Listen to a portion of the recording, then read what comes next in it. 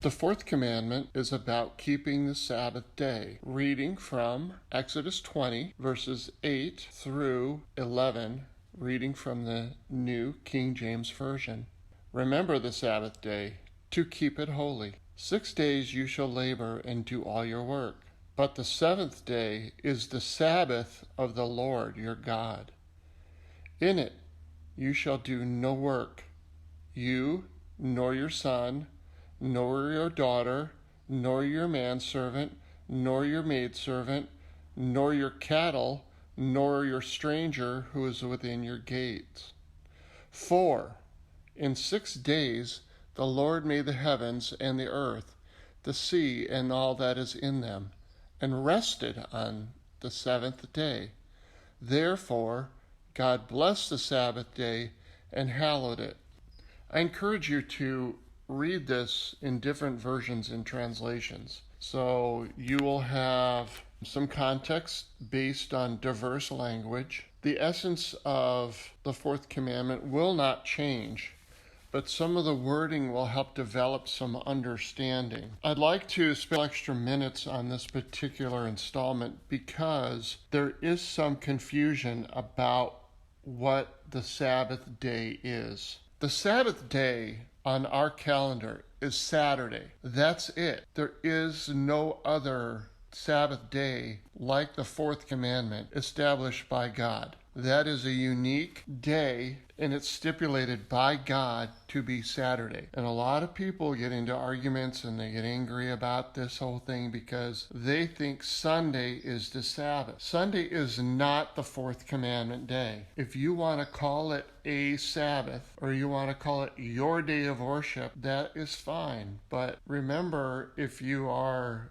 a Sunday worshiper and you are a Christian, you are accepting Jesus' message that no jot or tittle of God's law is going to be changed by him. I just want to give you some explanation of what's going on here in a way that makes you feel better about Sunday and hopefully not feel bad about Saturday. Why was Saturday changed by Jerome of the Catholic Church? What was the impetus for doing that? Remember, Sunday has been a day of worship for Christians relatively recently in Judeo-Christian history. So just keep that in mind. If the only day you worship God in a formal way, like going to church or even a home devotional, there's nothing wrong with that. You have to remember when God set the Levites and the priests and all that stuff up, it was around the time of the Ten Commandments. Look at Leviticus, look at Deuteronomy. They didn't even have a church. They had tents. They had no real established worship location. They were nomadic. Why modern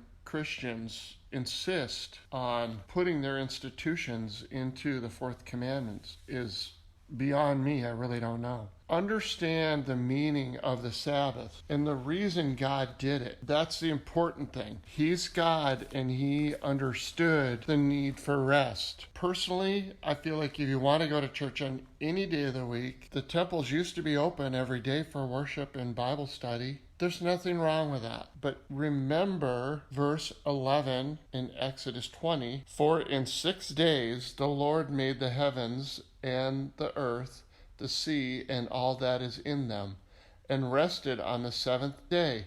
Therefore the Lord blessed the Sabbath and hallowed it. So the first word, for, that means the reason God made Saturday the Sabbath. And then therefore, that also means the reason the Lord blessed the Sabbath day and hallowed it. So try it. Try hallowing Saturday. Try doing what God tells you to do on that day. We don't go to work for various holidays made by man, but we don't seem to care very strictly about the fourth commandment. I just encourage you to try it. Try it for 6 months. Now, if you're working on Saturday, let's say you work at a retail establishment or a company that makes things or whatever, there is going to be some internal conflict about keeping the Sabbath. Do it in your heart. Write God's laws in your heart. Understand why he wanted us to rest. He valued that for himself. He rested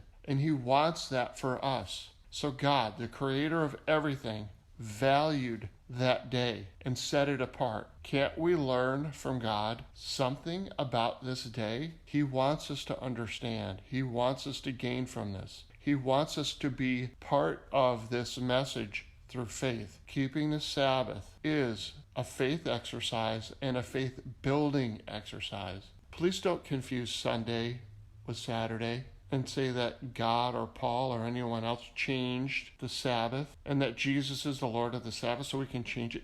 Jesus never said change it now to Sunday. Never. And if you want to interpret that way, that's fine, but that's on you. It's not on God. Not many people that go to church on Sunday even want to talk about this because they feel like maybe they're doing something wrong on Saturday. Investigate it on your own without guilt. Do it out of curiosity and faith. What would happen if I kept the Sabbath? If I kept Saturday set apart, not deciding to seek out an organization or a special church that only meets on Saturday. It's not that necessary to do that. Revere it, seek what God is saying on Saturday, and understand that by keeping his commandment, you're keeping his law and you're showing a connection to him that he desires. Not making other people happy. It's not showing other people that, hey, I'm keeping God's law here. It's between you and God. You can nurture your household into this by helping them understand. Study this whole concept. It's right there. It doesn't need to be pages and pages. Look how long it took me to read that. You've been listening to me about this for a lot longer. It's short, it's simple, it's very, very valuable. It's really pointless for me to tell you how much I've gained from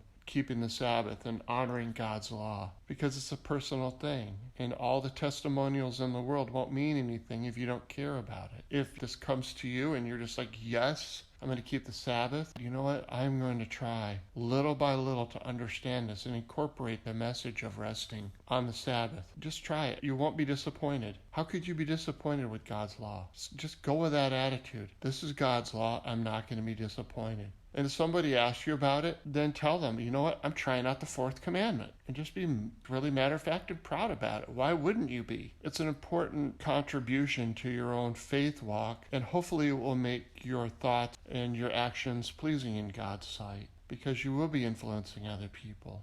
There's a lot of nitpicking about the Sabbath, like can't get your hair cut or can't wash the dishes. It's not about that. It's about not going to work. You don't know what else God was doing on the days he created the earth, and you don't know what else he was doing on the Sabbath. It just said he rested on that day. Maybe he went and looked at another planet. Maybe he looked at a star. Maybe he thought about beings on some planet in a galaxy far, far away. We don't know what else he did, but he rested from the work of creating the earth. And maybe he had already done that many, many times. Maybe God rests every week, every Saturday, whatever God uses for a calendar. Maybe just about every seventh day he does rest. We don't know that. Maybe it will be more clear to us by and by. But I just want to encourage you to not disregard the Sabbath, not to feel bad if you go to church on Sunday. Church is a day of worship, whenever day that is. When you go to church, don't overthink it. Just keep it as simple as it's written, and don't worry about things other than not making money and creating things. For instance, if you're a sculptor, or you're in a manufacturing position, what if you owned a big company and they were running a 24/7 operation? Would you have the faith in God to just let those machines rest for a day? You know, it's expensive to do that. If you're going to shut down an entire factory for a day, just shutting things down is sometimes almost impossible to do. But is there something that you could do that would make it a different day? Maybe run half the machinery, or maybe not have output. In other words, having a mind of reverence, and as you extend your mortal thoughts into God's divine thoughts, He'll give you the guidance that you need to do these things. He'll see that your faith is strong and that He will nurture you. Why would you doubt that? What's the point of believing at all if you can't at least go little by little and see what happens? You're not going to be disappointed, like I said before. Why would you be? God is a God of promise. No matter what struggles and difficulties we go through here on earth, we know there's something on the other side, and it's Him and His Son and His holy divine organization. We're not going to stop learning and just goof around when we go to heaven. Why even go to heaven if you're going to go water skiing on golden water skis, or you're going to climb mountains for billions of years? No, you're going to be an angel. God is going to craft you into something slowly based on who you were when you died. When He accepts you, you will be near Him, and it will be very clear. God's divine light will come into your heart, and you will know what your purpose is for the rest of eternity. The fourth commandment can be difficult. If I've missed something, I don't even know why you would want my opinion, but if you want me to comment on something, leave it in the comments. I'll do my best to respond in a way that I feel glorifies God's word and validates it in a way that hopefully you can use. I won't get into an argument with you. If you have a position on this and you want me to say something, I will, but it's not going to go on because I want you to learn and grow on your own. I'm not a